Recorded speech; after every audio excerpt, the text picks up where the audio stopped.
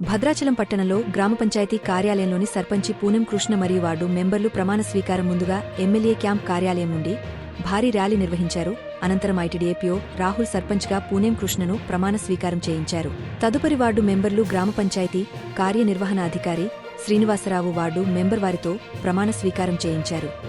ఈ కార్యక్రమంలో భద్రాచలం నియోజకవర్గ శాసనసభ్యులు డాక్టర్ తెల్లం వెంకట్రావు, తెలంగాణ రాష్ట్ర అటవీ అభివృద్ధి corporation chairman Podem Veeraiah, Congress party senior నాయకులు, కార్యకర్తలు, మహిళలు పెద్ద ఎత్తున పాల్గొన్నారు.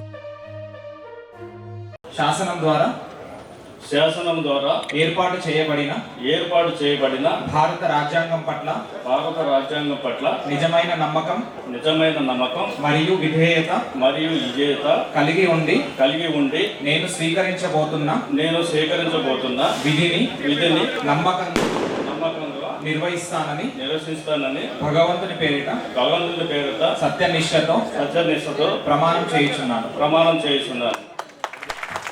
సార్ చదువుతుంటారు, నేను చెప్పాలి.